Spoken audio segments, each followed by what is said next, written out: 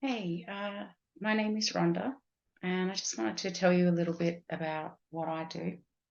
So, I have for the last 16 years been a counsellor. So, I did a Bachelor of Social Science, majoring in counselling. And for the longest time, I found myself doing that work for different corporations. I used to work for an anti violence corporation, and a lot of the people I was dealing with were high trauma patients. The staff turnover rate at that place that I was working at was 2 years. Nobody lasted more than 2 years. Um, I was there for 8. I did get burnt out, but that's another story. But one of the things that it really taught me was I started to get frustrated with the system. I started to get frustrated with talk therapy. And don't get me wrong, I've been in and out of therapy my whole life myself, and I still go and see a psych when I feel I need to. I think talk therapy is really useful. It's why it is a big part of what I do. But I found that just using narrative alone and story alone while validating, it wasn't shifting. And I started to look into trauma more deeply because I found that the trauma was sitting in people's bodies, the trauma was sitting in people's cells. And then, of course, at the same time, I had a spiritual awareness which showed me that some things were ancestral or, patterning in someone's genealogy, past lives, and I just couldn't function in an environment that said we're working with the mind and the mind only. That didn't work for me, and I was looking for something that would work better for my clients. And at the time, I was really shy about my spiritual stuff. It took me a long time to come out of the closet. I used to make jokes that it's like coming out of the closet because I grew up in a family where it wasn't spoken about, despite the fact that I have very matriarchal women in my family, very strong women, highly psychic women, all the women on my mother's side of the family, even some of the men. My own children are all highly gifted in that regard. I hate the word gifted, but for lack of a better term right now. Um, so, yeah, born with a knowing, if you want to put it that way. So I felt like a fish out of water. So for me to go from taking what I was kind of doing in secret on the side um, into mainstream was very scary. But in 2012, so I was a therapist from 2007 to 2012. In 2012, alongside still working at the other place I was working at, I decided to open my own business. And what I loved about that was it allowed me to connect my healing work with the mind, the body, and the spirit. And while my work has varied a lot over the years, that's pretty much what I do. And what I noticed, which I guess is the crux of how I work, so for anyone interested, is that as we go along our own, you know, I hate these buzzwords like actualization or, ascension and all that stuff. But our coming into our own, our re-remembering our true selves, etc., our connection to our soul self, whatever you want to call it.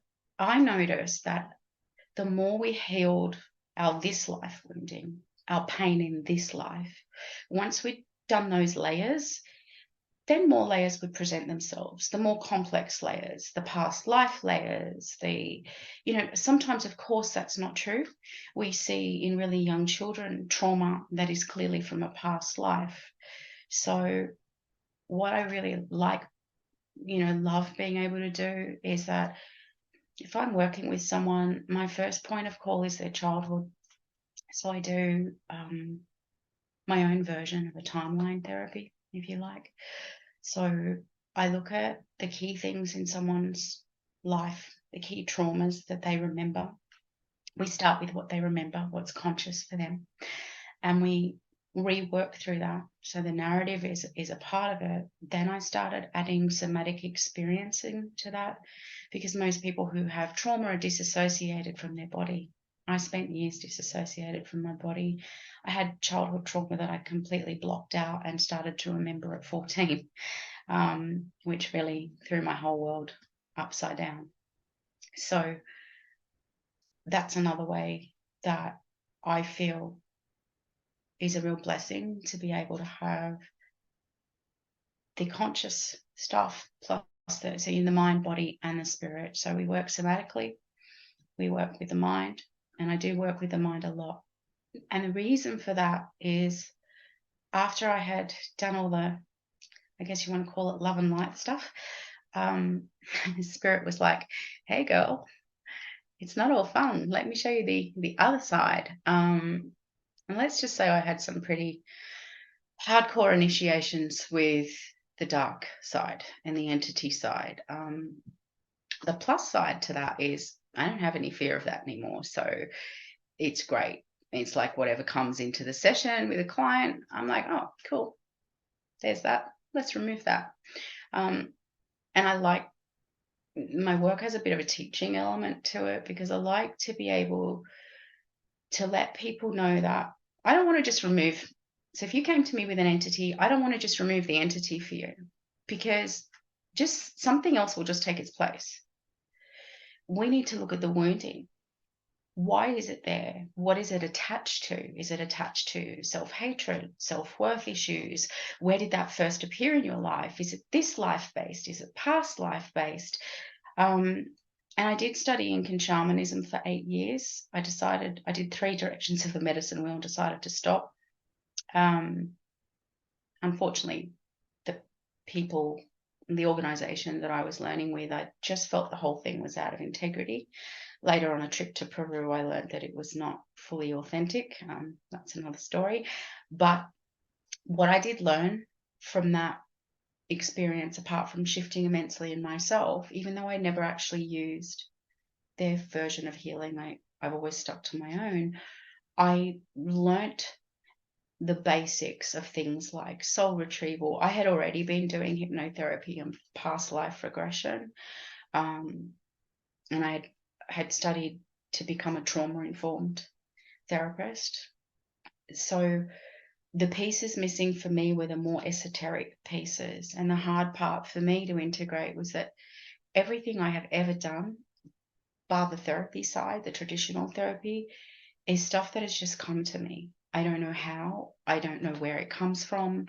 I mean, sometimes I'll know because, different part, for example, one of my guides 5 years later disclosed that she was me.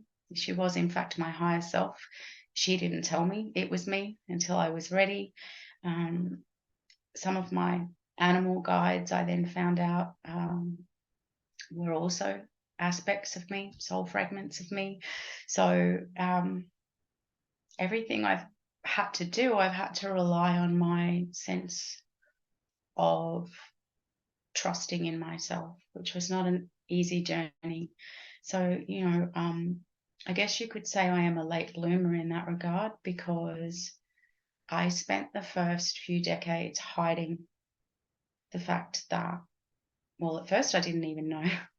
I didn't know that it wasn't normal to know that somebody was not telling the truth, or that to be able to hear somebody's thoughts. I thought that was normal. I thought that was everybody. And it wasn't until going to school and talking to people that I realized that, oh, okay, that's not normal. And then when I started having dreams that came true and things like that, these days I don't really dream a lot. Most things happen in my waking. Most visions happen in my waking. So I went down a period of spiritual mentoring, or teaching people like me who had no guidance, didn't know what they were dealing with. It became a passion of mine. I used to run classes for that. And I think what I really wanted people to learn was, you have to trust your own Gnosticism for your true wisdom to come in. And while I don't believe in being fear-based, I also believe in teaching people the realities of what lies in all these dimensions we play in. Because a lot of, as many of you would know, a lot of the new age stuff is really hijacked and messed with. And it, for the longest time I stopped working which is what they wanted, actually.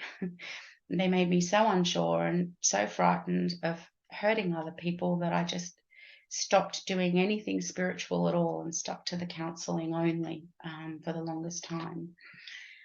Fast forward, about 8 years, and I've reclaimed that part of myself. I love working that way. I have a special passion for working with women. I do work with men as well. In fact, I've got a few male clients as we speak, but I do particularly love working with women because there has been so much suppressed in the collective of the feminine.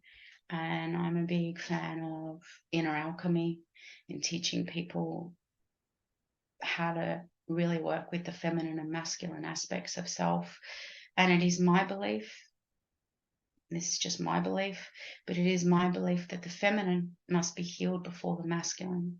And I think that is why there has been such an attack on the feminine on the earth plane, because the powers that shouldn't be they know full well that if we heal the feminine, then the masculine will heal. It is us that will lead them to heal. And so there's been a lot of sabotage to prevent that. And so all you have to do is look at the way women have been treated in history, and it's a no-brainer as far as I'm concerned. So I'm really, really passionate about helping women step back into their power. That said, I still feel I have a long way to go on my journey. I feel like I'm operating at maybe 100th of what I'm capable of.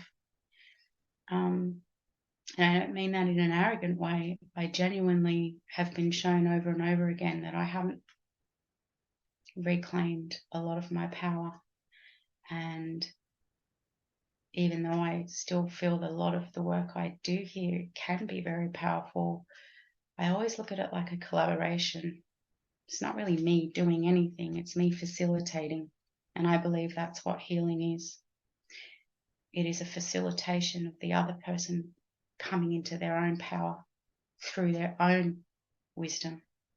And our job is to help them tap into that wisdom. And this is all I do for a living these days. I work for myself as I call it a holistic therapist because I don't really know what else to call it, but I'm working somatically. If I see a block or an entity or an implant in someone's field that needs removing, if I feel that their claustrophobia, which is so debilitating, is from a past life, then we do a regression. So it's very organic and it's led by the client. I don't have just one method. I guess you would call the healing aspect of what I do, it's energy work and sound therapy, mostly just through my own voice, not using many instruments. I do have a drum and a rattle and a few other tools that I use, but generally speaking, a lot of it's done with my own voice, which can sound a bit weird to people at times, but I tend to attract weird, so that's okay. I think that's about it. That's the professional side. On the personal side, I'm 51. It's been a long journey. It's been a really hard journey, if I'm being honest. I have felt very alone for most of it, like a fish out of water is the best way I can describe it. But at the same time, disconnected from other people to a large degree, though I do have some good friends who are like-minded. They didn't come into my life until I was 40. So the first half of my life was very lonely. Since then, the coming into my own and the connection that I have with animals and nature has just grown and grown and grown. And I guess you could say it's my solace. And I love what I do. And I'm really looking forward to just continually learning and serving until the day I die. That's the reality of my life. I have a family. I'm divorced. I have 3 kids and I adore them. They're adults now, but at the same time, I've had a bit of and I've been accused of this, and it's true, I have a bit of a one-track mind. I kind of have always felt what I'm here for. And people call me an idealist. I am. I want to change the world, one person at a time. And I know I can't do it by myself, but I will do what I can as long as I'm here. And it is a pleasure to meet all you ladies. And I can't wait to see what the rest of you are all about. Thank you for listening.